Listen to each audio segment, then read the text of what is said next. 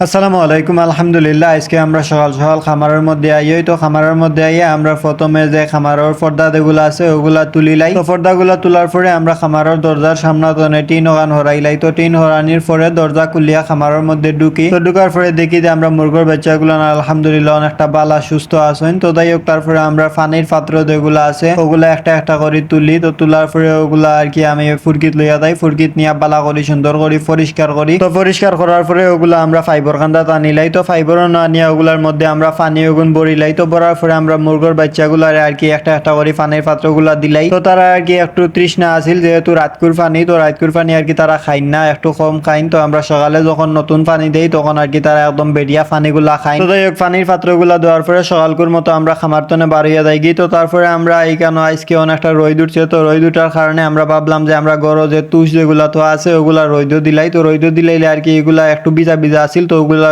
সুন্দর মতো উকাই দিব। তো আমরা যে মুরগির তলর যে তুষগুলা আছে ওগুলো আমরা 2-3 দিনের মধ্যে আর কি চেঞ্জ করে লিমু, কারণ এগুলোর মধ্যে একটু গন্ধ হয়ে গেছে। তো যার কারণে আর কি আমরা ওগুলার একটু রোদ খাওয়াই লিতাম চাইরাম। তো আমরা আর কি আজকে যেহেতু রোদ উঠছে তো আমরা চোট বিছাইয়া বস্তাগুলা যখন খুলছি গিয়া, তো খোলার পরে দেখি যে বস্তার যে তুষ যেগুলো আছে এগুলোর অবস্থা একদম খারাপ। কারণ এগুন যেহেতু আমরা নতুন যখন বড়িয়া আনিয়াও ঘরের মধ্যে থই দিছি, তো এগুলো একটু খাঁচা আছিল। তো যার কারণে এগুলোর আর কি গুড়ার অবস্থা একদম খারাপ হয়ে গেছে। তো যাই হোক, তারপরে আমরা আর কি এখানে যেহেতু কয়েকদিন মেঘ দিছে না, তো যার কারণে এগুলা আর আমরা হুকাইতে পারছি না। তো তারপরে ওগুলা আমরা নিয়ে উঠানো ডালছি। তো উঠানো ডালার পরে দেখি যে এগুলো একদম শাখা শাখা হয়ে গেছে। তো যাই হোক, তারপরে আমরা শাখাগুলা বাঙ্গিয়া সুন্দর করে ওগুলা আর কি আমরা মেলিয়া দিলাই উঠানো। তো দেওয়ার পরে আমরা যে মুরগির গরুর যে নিচর যে তুষ যেগুলা আছে ওগুলা আমরা আজকে লাড়াইয়া দিলাই, কারণ এগুলা আমরা আর কি অনেক দিন হয়ে গেছে নিচে দেওয়ার। তো যাই হোক, আমরা আজকে ওগুলা লাড়াইয়া দিলাইমু। এগুলার মধ্যে যদি কোনো গ্যাস হইয়া থাকে গ্যাসগুলা যাইব কি। তো আজকে লাড়াইয়া দেওয়ার সময় দেখলাম যে এগুলার মধ্যে অনেকটা গন্ধ হয়ে গেছে। তো লাড়াইয়া দেওয়ার পরে আর কি গন্ধগুলা যাইব কি ইনশাআল্লাহ। তো তারপরে আমরা আর কি ওগুলা লাড়াইয়া দিলাই। তো লাড়াইয়া দেওয়ার পরে ভাবলাম যে আমরা 2-1 দিনের মধ্যে ওগুলা চেঞ্জ করে দিলাইমু, আর আমরা মুরগির বাচ্চাগুলারে আগামী কালকে আর কি ভ্যাকসিন করবো। তো যাই হোক, তারপরে আমরা আর কি লাড়াইয়া উড়াইয়া দিয়া আমরা বাড়িয়া যাই গি। তো তারপরে আমরা আবার দুপুরের টাইমে খামারও আই। তো খামারও হওয়ার পরে দেখলাম যে আমরা এখানে কয়েকটা খানির বাটি খালি হয়ে গেছে। তো আমরা খানির বাটিগুলোর মধ্যে প্রথমে কিছু খানি দিলাই। তো আমরা আর কি বালতিত খানি শেষ হয়ে গেছিল। তো আমরা এখানে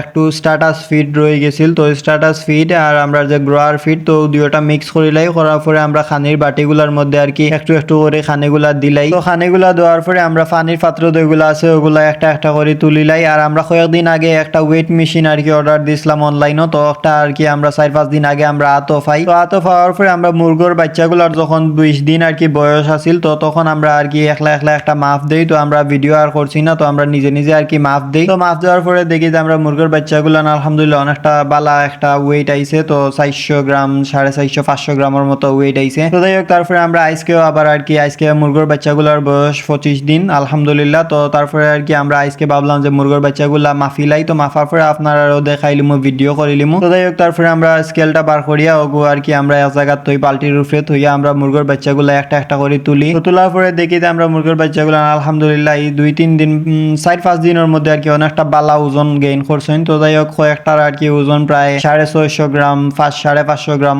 ওরলাখান আছে, যেহেতু আমরা মুরগির বাচ্চা একটু ছোট বড় আছে। তো যাই হোক, তারপরে আমরা কয়েকটা মাফিলাম। তো এগুলোর মধ্যে 650, তারপরে 550-600 অলান আর কি গ্রাম পাইছি ওজন। তো যাই হোক, তারপরে আমরা ওগুলা মাফতে মাফতে দেখলাম যে আমরা এখানে একটা আর কি মুরগির বাচ্চা একটু বড় বড় লাগে। তো একটা আমরা আর কি আমরা স্কেলের মধ্যে তুলি। তোলার পরে দেখি যে একটা আলহামদুলিল্লাহ মাশাআল্লাহ প্রায় 700 গ্রাম প্লাস ওজন আছে। তো একটা আর কি সপ্তনে বড়। তো যাই হোক, তারপরে আমরা ওগু আর কি ছাড়ি দেই। তো আমরা মুরগির বাচ্চাগুলার এভারেজ আর কি যে ওয়েট যেটা আছে, তো একটা 650 টনে 700 গ্রাম, আবার কোনোটা 550 টনে 400 গ্রামের মতো আছে। তো যাই হোক, তারপরে আমরা আর কি ওগুলা মাফার পরে আমরা যে ইনর মাঝে সপ্তনে ছোট যে মুরগ যেগুলা, তো ওগুলা আমরা একটা একটা করে তুলি। যেহেতু এগুলা একটু বেমার পড়ে গেছিল, তো যার কারণে তারা খাইছেন কম। তো এগুলোর সাইজও একটু ছোট ছোট। তো ওগুলা ওয়েট মেশিনের উপরে তুলি। তো তোলার পরে দেখি যে এগুলোর আর কি ওজন আমরা আর কি 300 টনে 350 গ্রামের মধ্যে আছে এগুলোর ওজন। তো যাই হোক, আমরা আর কি সর্বশেষ যে একটা ওজন, তো এটা আর কি মনে হয় 290 গ্রামের মতো ওজন। তো এগুলা আর কি বেমার পড়ার কারণে তার সাইজ একটু ছোট ছোট। তো যাই হোক, তারপরে আমরা আর কি দুপুরের মতো ফানিউনি আর কি